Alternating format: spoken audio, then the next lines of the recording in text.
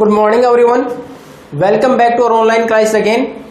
In the last class we have started with our new lesson, that is the Mughal Empire, Mughal साम्राज्य, the fourth lesson of history.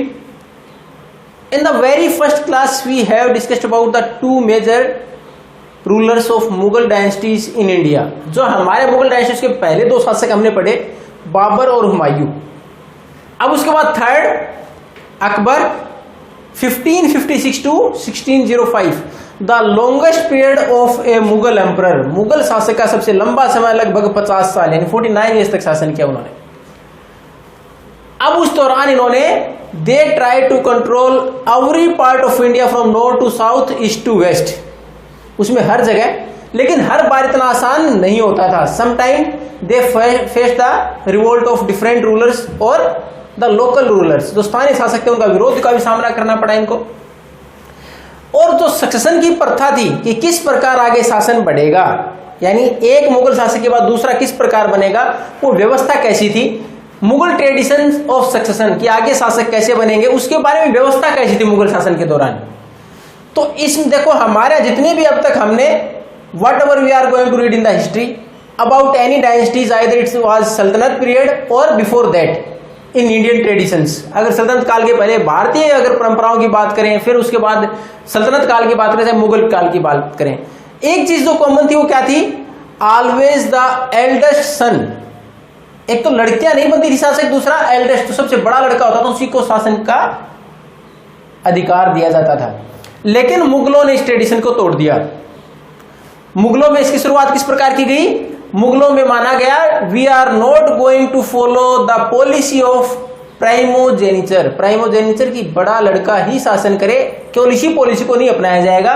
We are going to divide the provinces which are ruled by the Mughal emperor between different successors. जो अगले जो भी हैं, मान लो एक राजा के 4 लड़के, 6 लड़के, 8 हैं, वट एवर, तो उनके अंदर सब में इस प्रकार प्रोविंस को डिवाइड किया जाएगा कि उस राजा के अंतर्गत 4 या 5 या 10 या 15 प्रांत जो भी उसके अंतर्गत आते हैं उसको डिवाइड कर दिया जाए, सबको आगे अधिकार दिया जाए.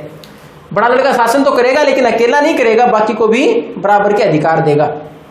लेकिन उसमें ऐसा नहीं है कि सब कुछ सही सलामत चलता.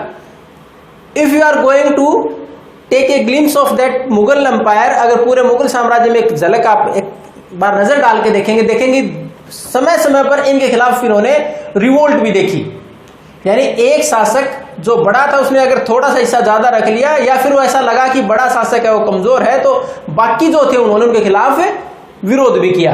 तो कल हमने जो पढ़ा था in the last class whatever we read about the Humayun, Humayun के बारे में जब हमने पढ़ा तो he faced the problem by Mirza Kamran, his brother, whenever he was going to make a revolt और going for a campaign against the Afghans. जब भी हुमायूं ने कोशिश की अफगानों के खिलाफ युद्ध लड़ने की, Mirza Kamran always help the Afghanis, उन्होंने हमेशा अफगानियों का साथ दिया. तो उसको प्रॉब्लम फेस हुई.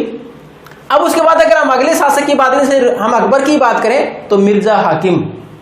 फिर अगेन तो हमने देखा कि सेम प्रॉब्लम फिर फेस की गई जैसे हुमायूं ने की थी. उसी के परिवार से मिर्जा हाकिम ने बार बार उसके सामने ऐसी परिस्थितियां पैदा की कि जब भी वो कहीं दूसरे इलाके की तरफ बढ़ता तो मिर्जा हाकिम दूसरी तरफ से जो भी उनके खिलाफ था उसका साथ देता था. तो हालांकि उन्होंने पॉलिसी तो सही अपनाई थी कि सबको बराबर का हक दिया जाए, और दूसरा they always focus on the quality of the ruler. वो दूसरा क्वालिटी पर फोकस करते कि कौन ज्यादा अच्छा शासक हो सकता है, उसको मौका दिया जाए. लेकिन उसके बावजूद इस प्रकार की प्रॉब्लम्स फेस की जाती थी. अब दूसरा इसके बाद की अगर बात करें Mughal relation with other rulers, दूसरे जो शासक थे भारत में, अगर स्थानीय शासकों की बात करें उनके साथ इनके रिलेशन कैसे थे, तो इनके अंदर ये ज्यादातर whenever we are going to extend our rule, जब भी हम अपना शासन बढ़ाने का प्रयास करेंगे, no doubt we have to invade on other, दूसरे को आक्रमण तो करना होगा. We have to control the land by the war.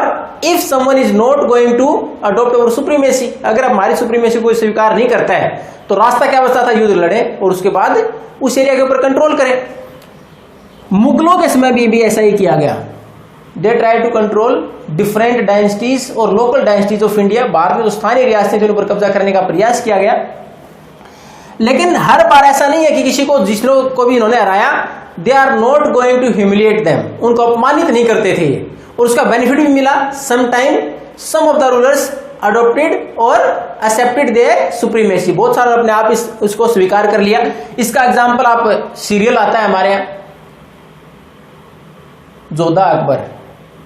तो इस प्रकार देखा कि राजस्थान के कुछ राजपूत शासक ऐसे थे जिन्होंने अकबर के समय में अपने आप सुप्रीमेसी स्वीकार कर ली अकबर की, और राजा मान सिंह जिनको कि बाद में सेनापति बना दिया गया। तो बहुत बार ऐसा भी हुआ कि अपने आप से जब इनको लगा कि ये इतने क्रुएल्टी के साथ नहीं जा रहे हैं बाकी शासकों के साथ, अगर कोई सुप्रीमेसी नहीं मान रहा, युद्ध भी करते हैं, युद्ध में हराने के बाद भी उसको अपमानित नहीं करते, उसका एरिया वापस दे देते थे। तो उसके तौर पर कुछ एक ने तो अपने आप सरेंडर भी कर दिया, सुप्रीमेसी को मान भी लिया, एक एग्जाम्पल मैंने दिया, और उसके साथ साथ वो अपनी लड़कियों की शादी भी मुगल साम्राज्य में करने लगे। जोधा अकबर उसी का एक एग्जाम्पल है। अब उसके साथ साथ कुछ एक ने विरोध भी किया, सम रजिस्टर्ड ऑल्सो, कुछ एक ने विरोध किया, जैसे सिसोदिया राजपूत थे मेवाड़ के जो सिसोदिया राजपूत थे उन्होंने विरोध भी किया। लेकिन इनकी पॉलिसी तो थी कि किसी को अपमानित नहीं करना, उसके तहत ही क्या करते, वतन जागीर। जागीर से पहले आपने पढ़ा है, लेकिन वतन जागीर क्या है? If the Mughal rulers are going to invade any other dynasty और any local ruler and defeat him, अगर किसी शासक के ऊपर आक्रमण किया और उसको हरा दिया गया, after the defeat also they are going to return the particular area to that particular ruler again, उस शासक को वापस दे दिया जाता to collect the revenue collect करने के लिए, क्यों आराम से सर्वाइव कर पाए वहां। यानी उसको अपमानित करने के बजाय उसका एरिया वापस दिया जाता कि आप आराम से सर्वाइव करें, लेकिन ये साबित कर दिया हमने कि हम सुप्रीम हैं। इसको बोला गया वतन जागीर। वतन जागीर क्या होती थी? बाकी जागीर ट्रांसफरेबल थी, यानी अगर मेरे को कोई जागीर दे देगी कि you have to collect the revenue from there, आपको लैंड रेवेन्यू कलेक्ट करनी है, लेकिन पता चला साल भर के बाद मेरे को बोला नहीं यहां नहीं, आपको दूसरी जगह कलेक्ट करनी है, तो इट वाज ट्रांसफरेबल। लेकिन वतन जागीर थी वो हेरिडेटरी कर दी गई। हेरिडेटरी कैसे कर दी गई? जिस शासक को उन्होंने हराया था उसको वापस दे दी गई, उसके बाद उसकी जो नेक्स्ट जनरेशन है वो भी वहीं उसी जागीर के ऊपर और लैंड रेवेन्यू कलेक्ट करेगी। इसको वतन जागीर बोला गया। लेकिन हर बार ऐसा नहीं था कि हर शासक ने ऐसी नीतियां अपनाई। अब आप अगर आगे देखोगे तो शिवाजी का एग्जाम्पल आपने पढ़ा होगा। Shivaji went to the court of Aurangzeb के दरबार में गया जस्ट टू सरेंडर और एक्सेप्ट द सुप्रीमेसी। ये माना जाता है कि वो वहां गया था उसकी सुप्रीमेसी स्वीकार करने के लिए कि हाँ आप बड़े शासक हैं, लेकिन उसको अपमानित किया गया। उसके बाद उसने मन में ठान लिया कि मेरे को इसका जवाब देना है। तो हर बार ऐसा नहीं था, हर शासक ने ऐसी। अकबर इस मामले में टॉलरेंट था। अकबर टॉलरेंट था, वो जहां भी इस प्रकार का लगा कि जहां थोड़ा सा फ्लेक्सिबिलिटी से काम चल जाएगा वो करते थे। लेकिन औरंगजेब ने ऐसा नहीं किया and he paid for it, और उसके लिए उसने हरजाना भुगता भी। धीरे धीरे औरंगजेब के बाद हम क्या मानते हैं, लेटर मुगल्स 1707 तक शासन चला, उसके बाद लगभग मुगल शासन खत्म हो गया, लेटर मुगल्स आ गए जो कि बहुत कमजोर शासक हुए। और उसका परिणाम क्या था? केवल परिणाम यही था, they didn't behave well with the competitors. जो कंपिटिटर्स थे उनके साथ एक बार जैसे अकबर ने पॉलिसी अपनाई थी टॉलरेंस की, वैसी पॉलिसी नहीं अपनाई, उनको बार बार नीचा दिखाने का प्रयास किया गया और अल्टीमेटली शासन खत्म होता चला गया।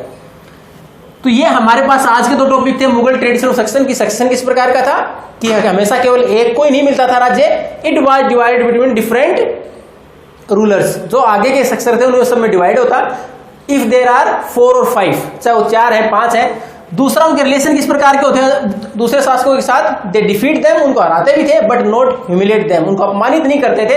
दे प्रोवाइड देम विद वतन जागीर, वतन जागीर का इलाका वापस दे दिया जाता just to collect revenue and to survive करने के लिए। और इस फ्लेक्सिबिलिटी की वजह से अकबर ने आसानी से लगभग 50 साल तक शासन किया। We are going to continue about the next rulers and other events of Mughal empire in the next classes. Thank you and have a nice day.